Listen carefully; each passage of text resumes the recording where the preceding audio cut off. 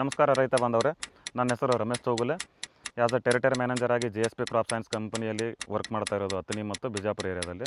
So ಇವತ್ತು ನಾವು ಬಂದಿರೋದೇನಪ್ಪ ಅಂದ್ರೆ ದ್ರಾಕ್ಷಿಯಲ್ಲಿ ಆಗೋವಂಥ ಸಮಸ್ಯೆಗಳ ಬಗ್ಗೆ ಚರ್ಚೆ ಮಾಡಲು. ಸೊ ಫಸ್ಟಿಗೆ ಏನಪ್ಪ ಅಂದ್ರೆ ನೀವು ಚಟ್ನಿ ಮಾಡೋದು 9 ರಿಂದ 10 ದಿವಸ ಒಳಗೆ ನಿಮ್ಮದು ದ್ರಾಕ್ಷಿ ಗೊನೆ ಕರುಗು ಇದು ಇರುತ್ತೆ, ಪ್ರಾಬ್ಲಮ್ ಇರುತ್ತೆ. Next powder mildew, downy mildew, ಕರ್ಪ ಇರೋದು. ಇದರ ಸಲುವಾಗಿ ಏನಪ್ಪ ಅಂದ್ರೆ GSP ಕಂಪ್ನಿದು ವೆಸ್ಪಾ ಅಂತೇಳಿ ಇದ್ರಾಗ ಕಂಟೆಂಟ್ ಬಂದು ಏನಪ್ಪ ಅಂದ್ರೆ ಪ್ರೊಪಿಕೊನಜೋಲ್ ಮತ್ತು ಡೈಫಿನೆಕೊನಜೋಲ್.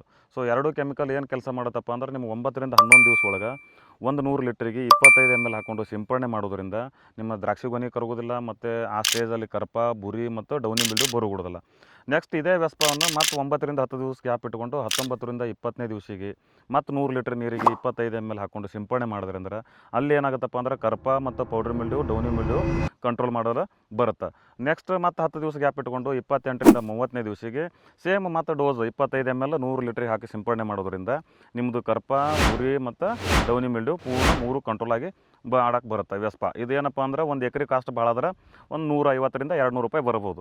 25 ml 100 ಲೀಟ್ರ್ ನೀರಿಗೆ ಅಂದ್ರೆ ಒಂದು ಅಷ್ಟೇ, ಎಲ್ಲಕ್ಕಿಂತ ಚೀಪ್ ರೇಟ್ ಇರೋಂಥ ಪ್ರಾಡಕ್ಟ್ ಇದು. ಮತ್ತು ಹೈಯೆಸ್ಟ್ ನಿಮ್ಗೆ ಪ್ರಯೋಜನಗಳು ಸಿಗುತ್ತೆ. ಪೌಡರ್ ಮಿಲ್ಡು ಆಗಲಿ, ಡೌನಿ ಮಿಲ್ಡು ಆಗಲಿ, ಕರ್ಪ ಆಗಲಿ, ಗೊನೆ ಕರಗೋದಾಗಲಿ. ಸೊ ಇವೆಲ್ಲ ಸಮಸ್ಯೆಗಳನ್ನು ನೀವು ವೆಸ್ಪಾದಿಂದ ನಿಯಂತ್ರಣ ಮಾಡೋಕ್ಕೆ ಬರುತ್ತೆ. ಸೊ ನೆಕ್ಸ್ಟ್ ಬಂದು ಏನಪ್ಪ ಅಂದ್ರೆ 25 ರಿಂದ 35 ದಿವಸ ಒಳಗೆ ಕೊಳೆ ರೋಗ ಬರೋದು ಚಾನ್ಸಸ್ ಇರುತ್ತೆ. ಆ ಚಾನ್ಸಸ್ಗೆ ಏನಪ್ಪ ಅಂದ್ರೆ ಕೊಳೆ ರೋಗ ಮಾರ್ಕೆಟಲ್ಲಿ ನಾನಾ ಥರ ಔಷಧ ಸಿಗುತ್ತೆ. ಸೊ ನಮ್ಮದು ಏನಪ್ಪ ಅಂದ್ರೆ GSPದು ಬಂದು ಎಲಿಮೆಂಟ್ದಲ್ಲಿ ಏನಿದೆ ಥಿಪ್ಲೂಸಮೈಡು ಪ್ಲಸ್ ಡೈಫಿನೆಕೊನಜೋಲ್.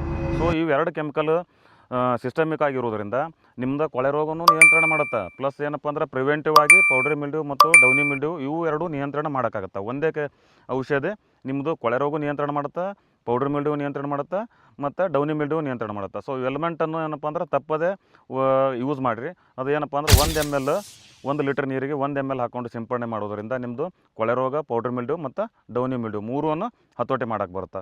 ನೆಕ್ಸ್ಟ್ ಬಂದು ಏನಾಗುತ್ತಪ್ಪ ಅಂದ್ರೆ ನಿಮ್ಗೆ 45 ರಿಂದ 50 ದಿವಸ ಒಳಗಡೆ ಮಿಲಿ ಬಗ್ ಬರೋಕ್ಕೆ ಸ್ಟಾರ್ಟ್ ಆಗುತ್ತೆ ಮತ್ತು ಕಾಂಡ ಕೊರಕ ಅಂದರೆ ಸ್ಟೆಮ್ ಬೋರರ್. ಸೊ ಇವೆರಡೂ ಬರೋದು ಸ್ಟೇಜ್ 45 ರಿಂದ 50 ದಿವಸ ಒಳಗೆ. ಸೊ ಅದಕ್ಕೆ ಏನಪ್ಪ ಅಂದ್ರೆ ನಮ್ಮ GSP ಕಂಪ್ನಿದು ಸ್ಲೇಯರ್ ಪ್ರೋ ಇದೆ. ಸೊ ಸ್ಲೇಯರ್ ಪ್ರೋ ಏನಪ್ಪ ಅಂದ್ರೆ ಇದರಲ್ಲಿ ಕೆಮಿಕಲ್ ಬಂದು ಥಯಾಮಿಥಾಕ್ಸಮ್ 30% FS. ಸೊ ಇದು ಏನಪ್ಪ ಅಂದ್ರೆ 1 ಎಕರೆಗೆ 2 ಲೀಟ್ರ್ ನೀವು ಡ್ರೆಂಚ್ ಆಗಲಿ ಅಥವಾ ಬೈ ಡ್ರಿಪ್ ಮುಖಾಂತರ ಕುಡೋದ್ರಿಂದ ಮಿಲಿ ಬಗ್ಗು ಕಂಟ್ರೋಲ್ ಮಾಡ್ಬೋದು ಮತ್ತು ಸ್ಟೆಮ್ ಬೋರೋರು ಕಂಟ್ರೋಲ್ ಮಾಡ್ಬೋದು. ಮತ್ತು ಮ್ಯಾಗಿರೋಂಥ ಸಕ್ಕಿಂಗ್ ಪೇಸ್ಟ್ ಅಂದ್ರೆ ಏನಪ್ಪ ಅಂದ್ರೆ ಥ್ರಿಪ್ಸ್, ಎಲೆ ಮುಟ್ರು ಅಂತೀವಲ್ಲ, ಅದನ್ನು ಸಹಿತ ಕಂಟ್ರೋಲ್ ಮಾಡ್ಬೋದು. ಸೊ ಇದು ಎಕರೆಗೆ 2 ಲೀಟ್ರ್ ಬಿಟ್ಟು ಬಳಿಕ ಮರು ದಿವಸ ಮತ್ತು 2ನೇ ದಿವಸ 2 ದಿವಸ ನೀರು ಗ್ಯಾಪ್ ಇಡಬೇಕು. ಮತ್ತು ಇದೇ ಸ್ಟೆಮ್ ಬೋರರು ಮತ್ತು ಮಿಲಿಬಗ್ ಸಂಬಂಧ 45 ರಿಂದ 50 ದಿವಸ ಒಳಗೆ ಬಿಟ್ಟು ಬಳಿಕ ನೆಕ್ಸ್ಟ್ ಏನಪ್ಪ ಅಂದ್ರೆ ಇದೇ ಸ್ಲೇಯರ್ ಪ್ರೋನ 80 ರಿಂದ 90 ದಿವಸ ಒಳಗೆ ಮತ್ತು 2 ಲೀಟ್ರ್ 1 ಎಕರೆಗೆ ನೀವು ಬೈ ಡ್ರಿಪ್ ಅಥವಾ ಡ್ರೆಂಚ್ ಮಾಡ್ಬೋದು. ಯಾಕೆ ಮಾಡ್ಬೋದಪ್ಪ ಅಂದ್ರೆ ಸೊ 90 ದಿವಸ ಮೇಲ್ಪಟ್ಟು ಏನಾಗುತ್ತಪ್ಪ ಅಂದ್ರೆ ಕಾಯಿ ಒಳಗೆ ಶುಗರ್, ಗೊನೆ ಒಳಗೆ ದ್ರಾಕ್ಷಿ ಗೊನೆ ಒಳಗೆ ಶುಗರ್ ಇಳಿ ಸ್ಟೇಜ್. ಸೊ ಶುಗರ್ ಇಳಿಯತ್ತಂದ್ರೆ ಏನಪ್ಪ ಅಂದ್ರೆ ನಿಮ್ಮ ಗೊನೆ ಮೇಲೆ ಮಿಲಿ ಬಗ್ ಬರೋ ಚಾನ್ಸಸ್ ಇರುತ್ತೆ. ಸೊ ಅದ್ರ ಸಲುವಾಗಿ ಅಲ್ಲಿ ಬರಬಾರ್ದು, ನಿಮ್ಮದು ಕ್ವಾಲಿಟಿ ಹಾಳಾಗಬಾರ್ದು ಅಂತೇಳಿ, ಜಿಗಿ ಬೀಳಬಾರ್ದು ಅಂತೇಳಿ ನೀವೇನಪ್ಪ ಅಂದ್ರೆ ಎಕರೆಗೆ 2 ಲೀಟ್ರ್ ಸ್ಲೇಯರ್ ಪ್ರೋ ಬಿಡ್ರಿ.